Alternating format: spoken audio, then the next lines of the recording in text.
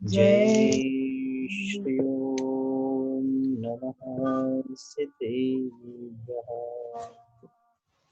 नमो अरिहन्ताणं नमो सिद्धाणं नमो आयरियाणं नमो वज्रायाणं नमो दूई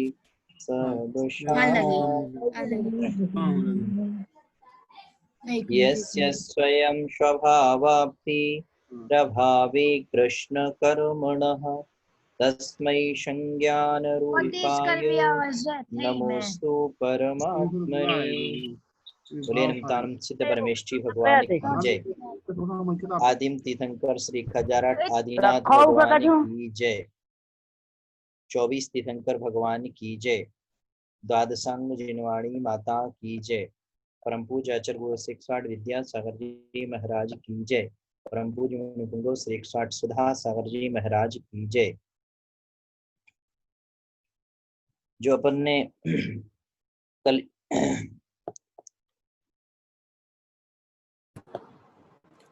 श्लोक पढ़े थे उनका एक बार रिवीजन करते हैं, तत्पश्चात आगे बढ़ेंगे। उच्चारण अपन कल करेंगे, आज नहीं करते हैं। कल अपन ने 33वां और 34वां श्लोक पढ़ा था। 33वां श्लोक देखते हैं। गुरुपदेशादभ्यास्यात् संवित्तेष्वाप्यः स जानाति मोक्षसौख्यं निरंतरम। क्या लिखा आचार्य पूज्यपाद स्वामी जी ने यहाँ पर कि भेद विज्ञान कैसे होगा, भेद विज्ञान करने का उपाय क्या है और उसका फल क्या है। नीचे की पंक्ति में उसका फल बताया और पहली पंक्ति में उस भेद विज्ञान करने के उपाय बताए। कहा कि यह जो मनुष्य गुरुपदेशात, गुरु का उपदेश सुनता है, और अभ्यासात, गुरु के उपदेश के माध्यम से क्रमानुसार शास्त्रों का पठन पाठन श्रवण आदि करता है, अभ्यास, और फिर संवित्ते, जब वह शास्त्रों का पठन पाठन करने लगता है, अभ्यास करने लगता है, सीख जाता है, तो संवित्ते अपनी आत्मज्ञान की प्रवृत्ति भी करने लगता है, अर्थात अपने आत्म अनुभव को भी वह करने लगता है, सामायिक करने लगता है, ध्यान करने लगता है, तो आत्म अनुभव भी करने लगता है। और फिर जब ये तीनों बातें वह करने लगता है तो स्वापरांतरम, स्वापर अंतरम, स्व और पर की पदार्थों का वह अंतरम, अंतर वह जानने लगता है, जानता है। तो जो ये सभी क्रियाओं को करता है, सह वह व्यक्ति निरंतरम मोक्ष सौख्यम जानाति, हमेशा मोक्ष के सुख का जानने वाला होता है, मोक्ष के सुख का अनुभव करने वाला होता है। स्पष्ट हो गया होगा कि फल क्या है वेद विज्ञान का, मोक्ष सुख उसका फल है। और वेद विज्ञान का उपाय क्या है, तो उपाय उन्होंने बता दिए कि पहले गुरु का उपदेश सुनना पड़ेगा, गुरु का उपदेश सुन करके उसको गुरु के बताए हुए क्रमानुसार कि किस प्रथमानुयोग, कर्णानुयोग, चरणानुयोग, द्रव्यानुयोग। सर्वप्रथम तो प्रथमानुयोग की प्रवृत्ति होगी। जब प्रथमानुयोग पढ़ेंगे तब हमें हमारे अंतरंग में उत्साह जागृत होगा, और जब उत्साह जागृत होगा तब फिर चरणानुयोग, फिर कर्णानुयोग, फिर द्रव्यानुयोग, इस क्रम से अपन आगे बढ़ेंगे शास्त्राभ्यास में। और जब शास्त्राभ्यास में और चारित्र में अपन आगे बढ़ेंगे तो आत्मज्ञान भी करने लग जाएंगे। आत्मज्ञान करेंगे तो फिर भेद विज्ञान की प्रवृत्ति भी हमारे अंतरंग में स्पष्ट हो जाएगी। जब ये सारी क्रियाएं हो जाएंगी तो जो भी हम होगा मोक्ष सुख जैसी प्रतीति होगी। इस प्रकार से हमें जानना चाहिए, समझना चाहिए। अगले छंद में क्या बताया,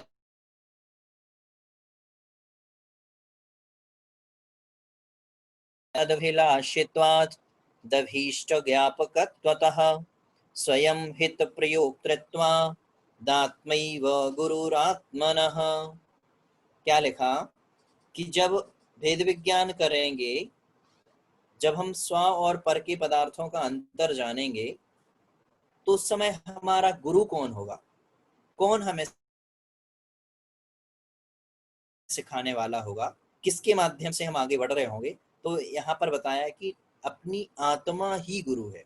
देखेंगे, स्वस्मिन सदभिलाषित्वात्, स्वस्मिन अर्थात अपनी आत्मा में ही, सत अभिलाषित्वात् प्रशस्त अभिलाषा करने से, अर्थात ऐसा प्रयास अपने में ही मोक्ष सुख की अभिलाषा करने से कि हे भगवान मुझे मोक्ष सुख की प्राप्ति हो जाए।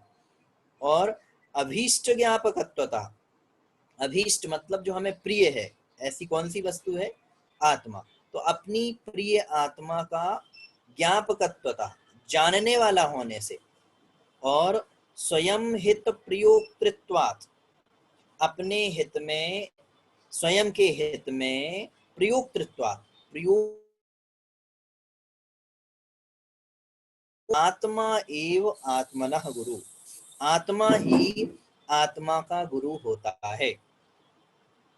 कितनी बातें बताई यहाँ पर कि सबसे पहले तो जो भेद विज्ञान का जानकार हो जाता है,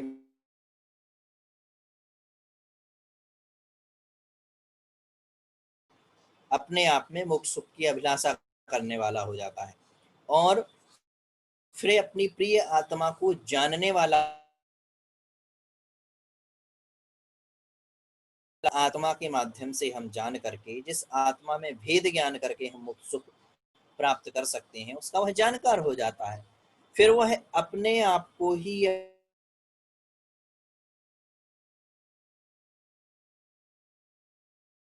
अपने में, इसलिए आत्मा एव,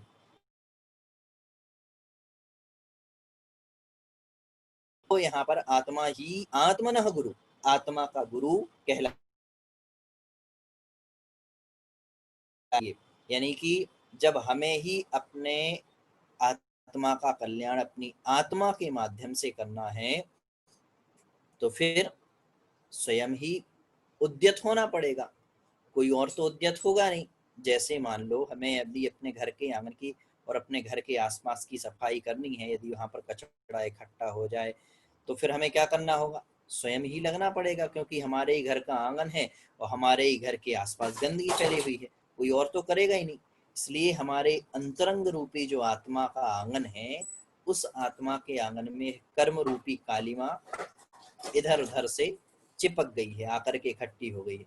तो हमें ही अपने स्वयं उद्यत होना पड़ेगा, और स्वयं उद्यत होकर के उस कर्म रूपी जो कालिमा फैल गई है हमारी आत्मा रूपी आंगन में, उसको हमें निकाल करके बाहर फेंकना होगा, अलग करना होगा, निर्जरित करना होगा। तभी हम आगे बढ़ पाएंगे और हमारा कल्याण हो पाएगा। स्पष्ट है यहाँ तक?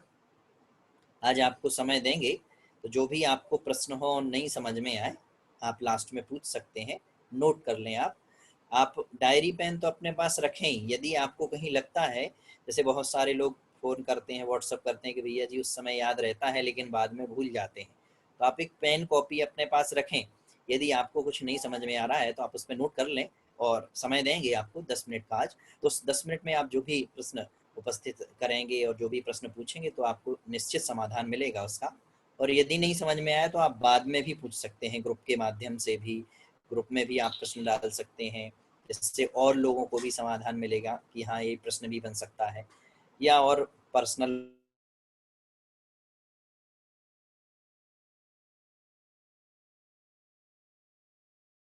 पूजपा स्वामी जी, नाग्यो नाग्यो विज्ञत्व मायाति, विज्ञो नाज्ञत्व मृच्छति, निमित्त मात्र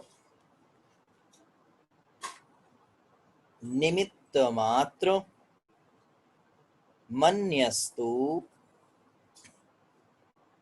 गतेर धर्मास्ति कायवत।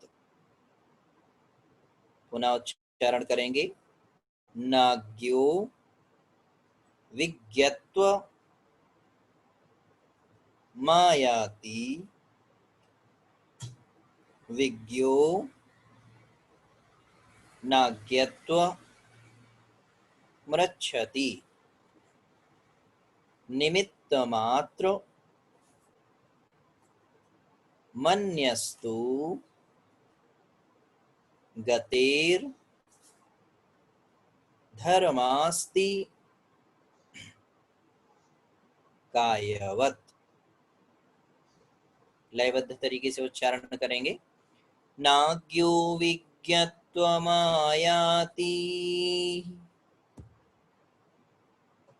विज्ञो नाज्ञत्वमृच्छति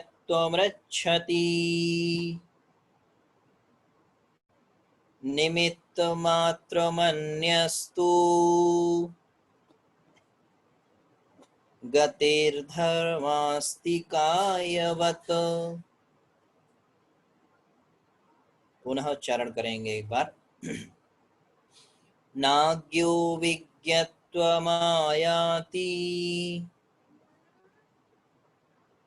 विज्ञो नाज्ञत्वमृच्छति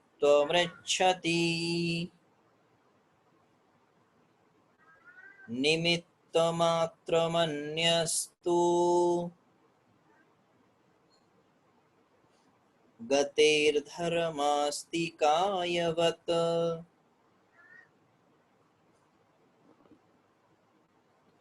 बहुत सरल है, ऐसा कुछ विशेष नहीं है, उच्चारण बन जाएगा। क्या कह रहे हैं आचार्य पूज्यपाद स्वामी जी यहाँ पर कि शिष्य जब प्रश्न करता है कि महाराज आत्मा ही गुरु है, हमने मान लिया, तो जब आत्मा ही गुरु है तो फिर बाहरी ये जितने भी निमित्त हैं, लौकिक गुरु हैं या फिर धार्मिक गुरु हैं या हमारे साक्षात महाराज गुरु हैं, उन सब की स्थिति कैसी होगी? वो सब फिर कहाँ कार्यकारी सिद्ध होंगे? वो तो उनका तो निषेध ही हो जाएगा। फिर तो कहेंगे कि बिना गुरु के भी ज्ञान हो जाएगा, हमें अपनी आत्मा को ही समझना है केवल। तब कह रहे हैं आचार्य पूज्यपाद स्वामी जी समाधान करते हुए कह रहे हैं, ना अज्ञः, अज्ञानी नहीं क्या विज्ञत्वम आयाति, ज्ञान को प्राप्त होता है, नहीं प्राप्त होता है। कौन नहीं प्राप्त होता है? अज्ञः, अज्ञानी जीव। विज्ञत्वम आयाति, विज्ञानता को अर्थात ज्ञान दशा को या ज्ञान को ना आयाति, नहीं प्राप्त होता है। और विज्ञः, ज्ञानी ना अज्ञत्वम, ना अज्ञत्वम रिच्छति, विज्ञः अर्थात जो ज्ञानी होता है वह अज्ञत्वम, अज्ञानता को ना रिच्छति, नहीं प्राप्त होता है। निमित्त मात्रम अन्यः तु, ये तो निमित्त मात्र हैं। अन्यः तु, अन्य जितने भी गुरु सब हैं वह सब तो कौन है? वह निमित्त मात्रम, निमित्त मात्र हैं।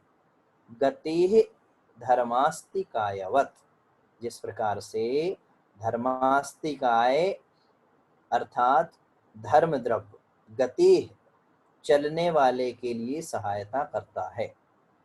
स्पष्ट देखेंगे, अन्वयार्थ देखेंगे। अज्ञः, जो अज्ञानी जीव होता है वह विज्ञत्वम ना आयाति, ज्ञान दशा को प्राप्त नहीं होता है। और विज्ञः, जो ज्ञानी होता है वह अज्ञत्वम ना रिच्छति, कभी भी अज्ञानता को प्राप्त नहीं होता है। और क्या कहा? अन्यः तु, अन्य अध्यापक आदि तो जितने भी हैं, अन्य अध्यापक हैं, लौकिक गुरु हैं, धार्मिक गुरु हैं, महाराज आदि हैं, वो सभी तो गतेः धर्मास्ति कायवत, चलने वाले के लिए धर्मास्ति काय अर्थात धर्म द्रव्य की तरह निमित्त मात्रम, निमित्त मात्र होते हैं। स्पष्ट है अन्वय। यहाँ पर आचार्य पूज्यपाद स्वामी जी बहुत बड़ा संदेश देते हुए कह रहे हैं कि गुरु आदि के उपदेश से ना ऐसा नहीं सोचना कि गुरु आदि के उपदेश से अज्ञानी जीव ज्ञानी बन जाएगा, और जब वह गुरु आदि अपना उपदेश दे देंगे, जो ज्ञानी है या ज्ञानी जो अपना उपदेश दे देंगे तो वह अज्ञानी बन जाएंगे। ऐसा कुछ भी नहीं है, ये तो केवल निमित्त मात्र हैं। जितने भी अन्य जितने भी अध्यापक हैं, गुरु हैं, सब वह सब तो निमित्त मात्र हैं। कैसे? तो उदाहरण दिया, धर्मास्तिकायवत। जैसे धर्म द्रव्य होता है, धर्म द्रव्य कैसा होता है? जब तक धर्म द्रव्य सहकारी नहीं बनता, जब तक स्वयं द्रव्य को चलना स्पष्ट नहीं है, अर्थात जब तक द्रव्य स्वयं चलता नहीं है तब तक धर्म द्रव्य सहकारी नहीं बनेगा। अर्थात धर्म